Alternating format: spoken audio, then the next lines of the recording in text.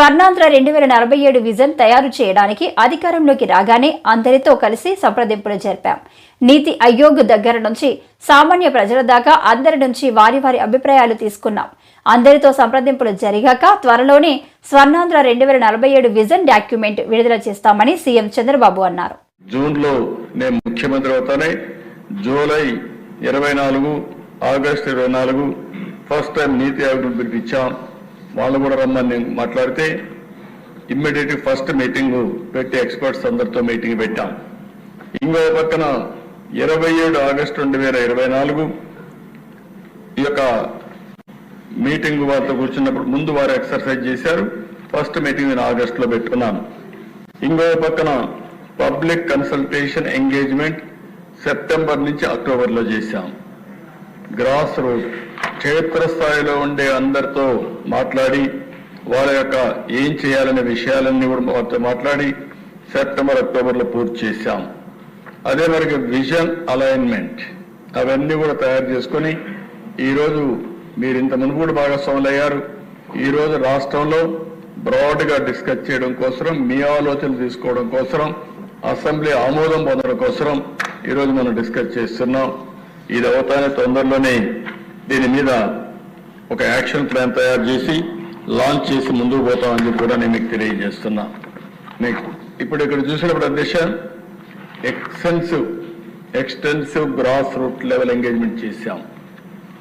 Mandal municipal వర్క్షాపులు పెట్టాం. 464 మండలాల్లో 106 మున్సిపాలిటీల్లో వర్క్షాపులు పెట్టాం.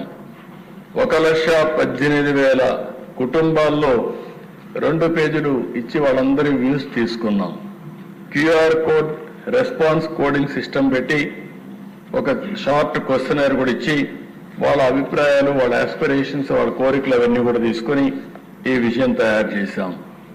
అవేర్నెస్ మీటింగ్స్ 936 మండలాల్లో 465 మున్సిపాలిటీలో పెట్టి, లొకాలిటీస్లో పెట్టి 10,078 మీటింగ్స్ గ్రామ పంచాయతీల్లో పెట్టి వాళ్ళ అభిప్రాయాలు తీసుకున్నారు.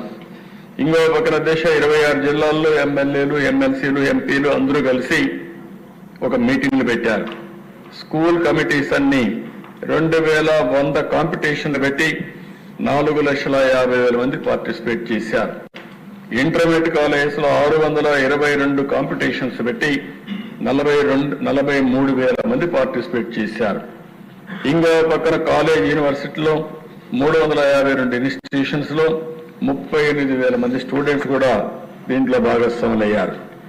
అధ్యక్ష, ఇవన్నీ కూడా మీరు చూసినప్పుడు 17 లక్షల రెస్పాన్సెస్ వచ్చాయి. అందులో 56% ఉమెన్ రెస్పాండ్ అయ్యారు.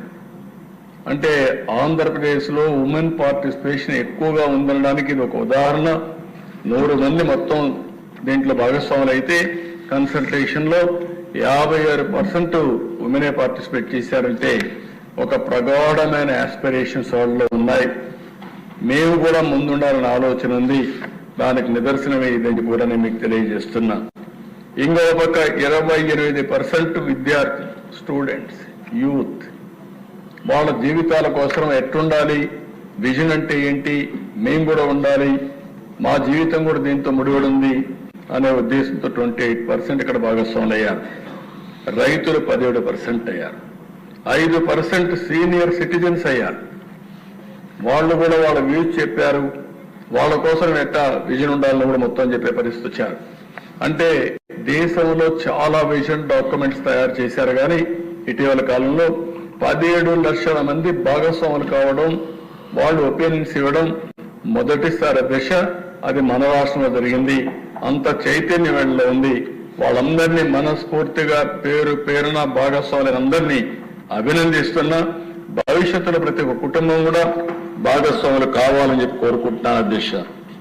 అధ్యక్ష, ఇది వచ్చిన తర్వాత మీరు ఒకసారి చూస్తే మొత్తం విజన్ అంతా కూడా 10 బ్రాడ్ ప్రిన్సిపల్స్, 10 సూత్రాలు, స్వర్ణ ఆంధ్రప్రదేశ్.